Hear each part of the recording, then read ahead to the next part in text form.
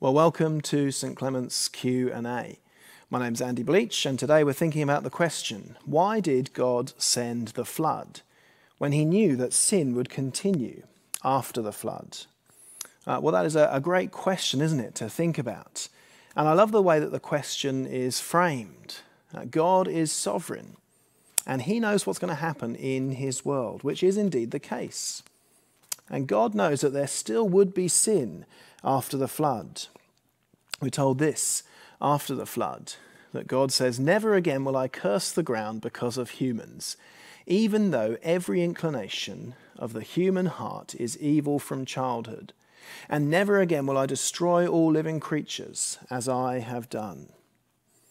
You see, the flood didn't deal with the problem of sin. It wasn't designed to. Only Jesus can fix the problem of human sin. So why did God send the flood? Well, firstly, the flood shows us that God hates sin and will punish or judge sin. It could be that the flood was sent by God because of the extent of sin at that time. We're told in Genesis chapter 6, verse 5, that the Lord saw how great the wickedness of the human race had become on the earth, and that every inclination of the thoughts of the human heart was only evil all the time. It could be that God sent the flood because of the extent of human sin. Or it could be that God sent the flood because of specific sin that there was at that time. In the context of Genesis chapter 6, if you look at verses 1 to 4, you can read about particular sin involving the sons of God, who it could be are even angels in some form, fallen angels, and Nephilim. And this particular sin at that time involves marriage between humans and these people, and sex as well. And it's a bit unclear exactly what that all is, but maybe this flood was sent because of some specific sin in that sense. It could be a bit of both.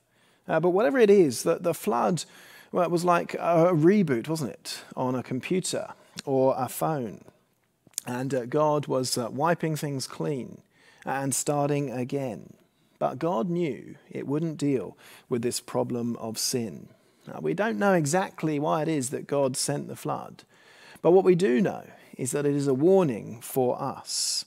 It's a warning for us to turn to Jesus, because we know that God has promised never to flood the earth again.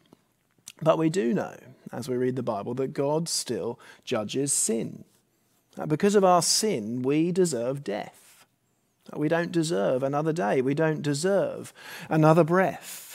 And yet God, in his kindness, is delaying his judgment of death, that we might turn to him for forgiveness in his Son, Jesus Christ.